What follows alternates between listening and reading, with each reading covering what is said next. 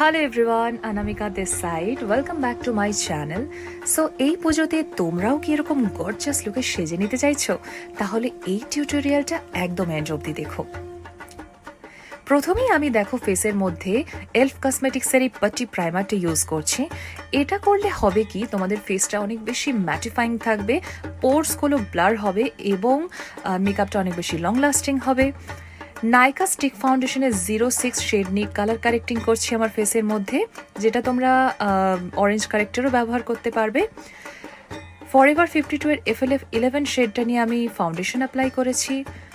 Forever 52 এর concealer palette থেকে আমি একদম লাইট কালারের একটা শেড নিয়ে টি জোনগুলোকে হাইলাইট করেছি। এনওয়াইবের টফি শেডটা নিয়েছি আমি কন্ট্রোল স্টিকের মধ্যে এবং অ্যাপ্লাই করছি।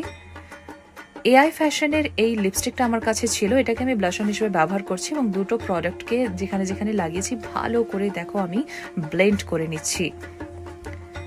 এরপর এনওয়াইবের এই লুজ পাউডারটা দিয়ে যেখানে যেখানে ঘাম হয় চোখের তলায়, নিচে, নাকের এরিয়াগুলোতে সব জায়গাতে আমি ভালো করে কিন্তু অ্যাপ্লাই করে নিচ্ছি ফেসের মধ্যে। তোমরা একটু দেখে দেখে করার চেষ্টা করো, এতে করে কি হবে, ঘাম হবে না, মেকআপটা অনেক বেশি ফ্ললেস থাকবে।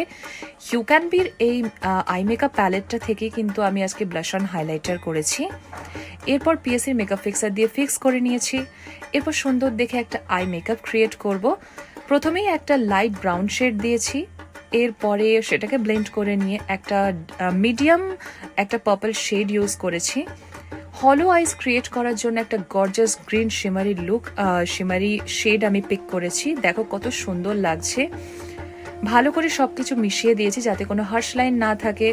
নিচে চোখের নিচেও আমি সেম পার্পল কালারটা ইউজ করেছি।